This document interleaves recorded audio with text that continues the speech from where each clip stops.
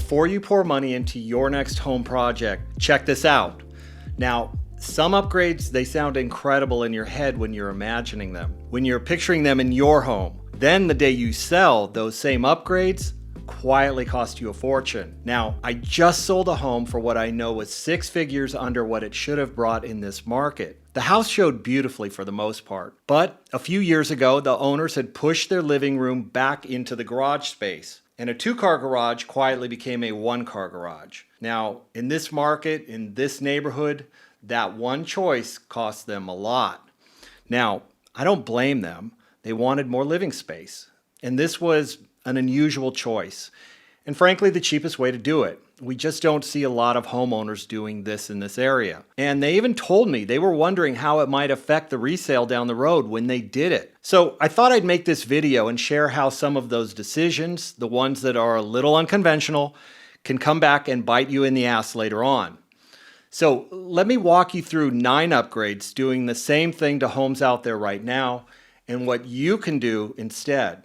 Now, my name is Kip, and I'm going to tell you what most agents won't, and some of it you might not like. So now let me be very clear about something first. I'm not here to tell you what to do with your own home. Now, I'm a big believer in making your space a place you love.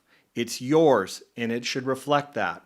But here's the thing. After 22 years helping people buy and sell here in the Valley, I've watched the same patterns play out over and over. Some upgrades just don't age well. And that's where the regret sits. At the end of the day, it's your house. If something makes your life better, by all means, do it.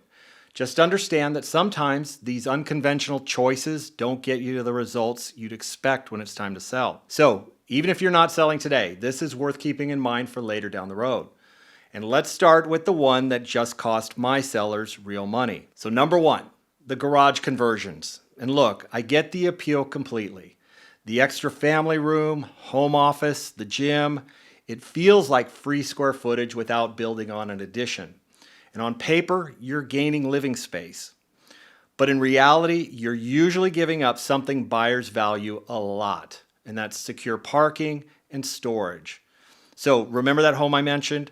The owners had pushed their living room out into the garage. Now, the garage door was still there, it still worked, but the width was gone. A 2-car garage was now a 1-car. In a neighborhood where 2-car is just the standard, that home ended up leaving roughly $100,000 on the table. That's $100,000. Now, I can't tell you how many buyers won't even tour a home without a real garage. It's where they park, store their tools, keep the bikes, and all that seasonal stuff. And honestly, even a beautifully done conversion still tends to feel like a converted garage. The floor doesn't quite match, the space doesn't quite flow, and they see the single-car garage door in the photos and something just feels off. And that's not what they're used to seeing in these listings online. And I think they instinctively just keep scrolling. They just instantly move on. So if you want the bonus room, keep it reversible. And whatever you do, don't sacrifice the width and the door permanently. Number 2, removing a bedroom to build the dream suite. Now this one sounds amazing, and I'll give you that. I had clients who wanted to combine the primary with the bedroom next door and create this massive luxury suite with a walk-in closet, the whole works. And who wouldn't want that? But here's the problem.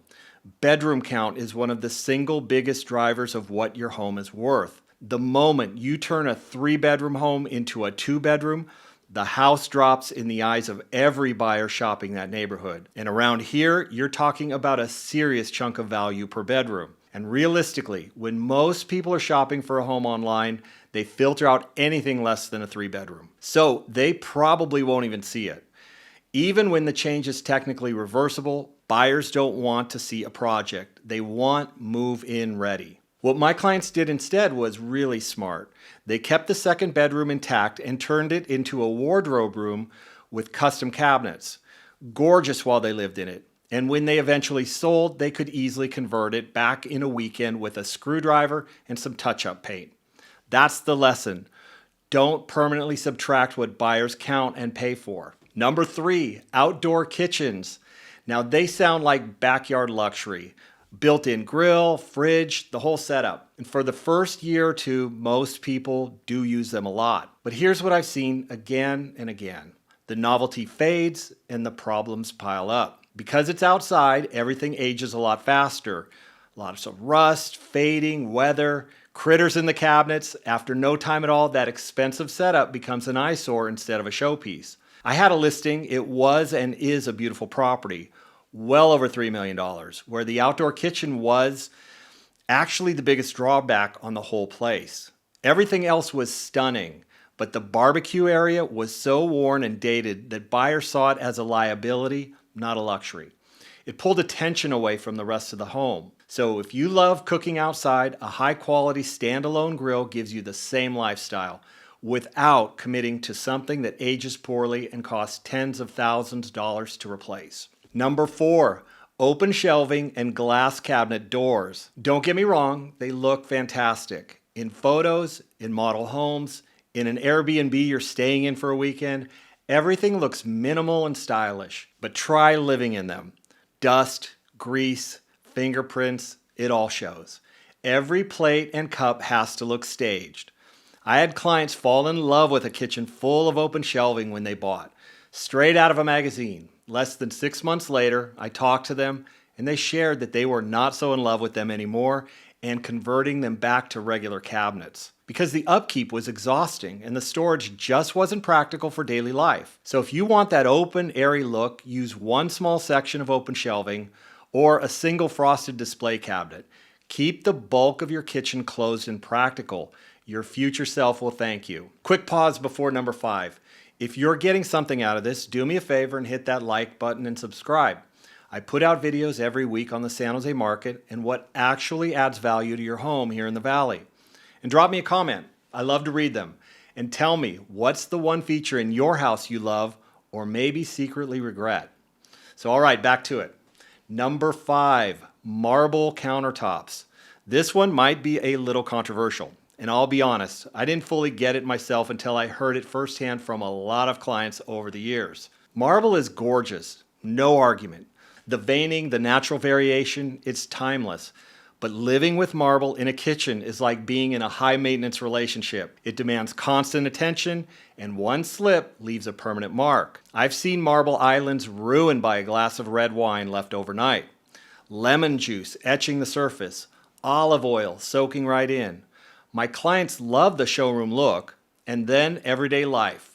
Kids, dinners, rushed breakfasts turns it into a source of stress instead of joy. Now, if you love the look, go with quartz in a marble pattern. You get the veining and the elegance, and it's way more durable, stain resistant, and almost maintenance free. The beauty without the babysitting. Number 6, elaborate playsets and oversized yard features. Now I get the appeal here too. A big giant playground set looks like a dream for the kids. A dramatic fountain that makes the yard stand out. At first it feels like an investment in lifestyle. But here's the reality. Kids grow up fast and those expensive sets get abandoned. And like the outdoor kitchens, the weather makes them age quickly. I've sold multiple homes where sellers had poured time and money into these things only for the buyers to want them gone. And in a few of those sales, removal became a condition of the deal. And that's a hard thing for a seller who remembers the sweat and the expense. Now the same goes for oversized water features and heavy decorative pieces. I sold a home once where the front yard fountain was literally higher than me. Now the sellers love that thing. But the buyers, they didn't want it. It had to be hauled off. So keep your outdoor upgrades flexible and movable. Enjoy them now without saddling a future buyer later. Number 7, above ground pools and jacuzzi tubs. Now here's the honest truth on these. In all my years, I've never had a buyer look at an above ground pool and think of it as something they keep. I've actually had deals where the buyer asked the seller to remove it before we closed. And the same story with those big jacuzzi tubs. People use them far less than they imagine when they buy them. The jets get dirty, the motor gets loud, and most families just don't have time to run the spa every night. Half of them quietly become a waste of space. So if you want the spa feeling, a clean, deep soaking tub or a modern shower system gets used way more, and it doesn't scare off a buyer.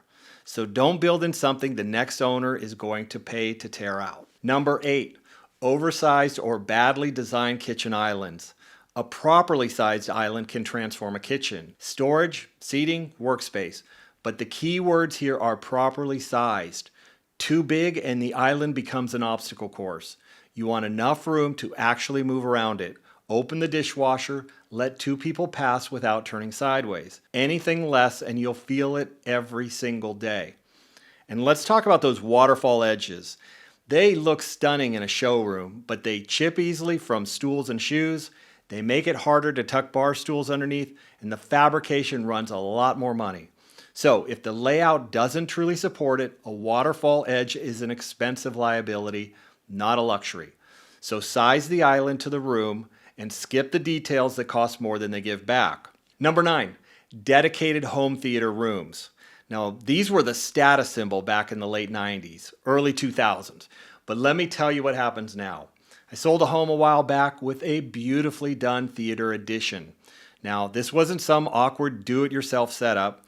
It flowed with the house and it looked impressive. But during the open house, every single buyer comment was about how they'd convert it into something else. A bedroom, a guest suite with its own bath. That's the problem with a dedicated theater room today. People don't want to trek into a dark, isolated room to watch a movie. They'd rather be in a space connected to the rest of the house. So, if you want that experience, build flexibility instead. A multi-purpose media room or bonus room still feels special, and it won't read to a buyer as something they have to change. So, those are the 9 upgrades I see homeowners regret most when it's time to sell. Your home should reflect your life while you're living in it. Now, I mean that.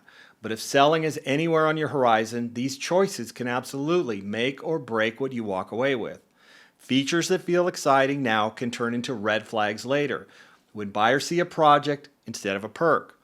The move that protects your equity usually isn't another renovation. It's knowing what to leave alone. Preparation beats price cuts every time. If this was helpful, hit that like button and subscribe for more on the San Jose market and what actually adds value to your home. And I want to hear from you. What's the strangest or most regrettable feature you've ever seen in a home? Drop it in the comments, and I'll see you in the next video. For more home seller content, visit us at kipandtam.com or just call or text us anytime.